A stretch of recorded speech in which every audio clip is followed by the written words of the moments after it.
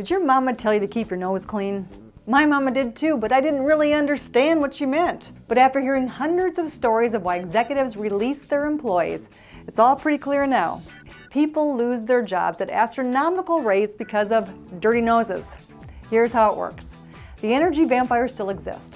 Even the last rounds of cuts didn't get them all out.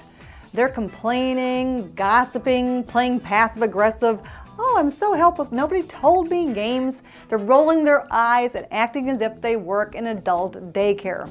They usually have performance issues. Not all of them, but most do.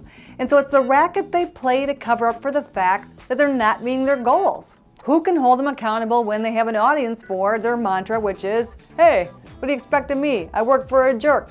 Of course, their information is always a little bit twisted because the truth never fits the drama queen role that they're starring in.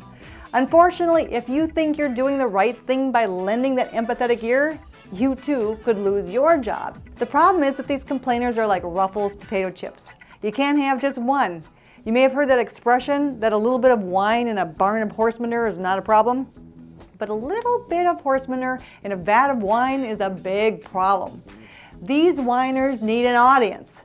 And their audience members are vulnerable too, especially if you don't know how to say, "Sounds like you need to make a request of Joe directly. You probably need to go to him now." In other words, get away from me.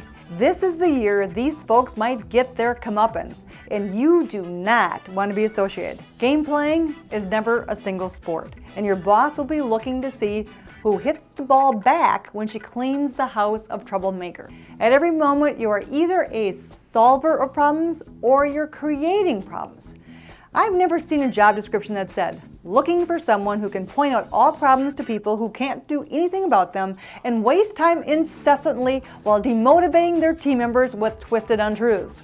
Just because your boss doesn't see you gossiping or listening to it doesn't mean she doesn't feel it or hear about it through someone else. Just like your mama, she just knows.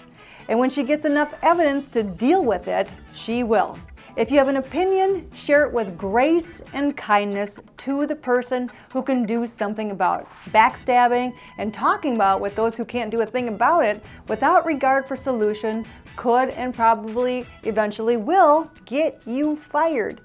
Even if it doesn't, you still have to live with you. Not a cozy relationship living with your evil twin now, is it? So clean it up and keep that nose clean.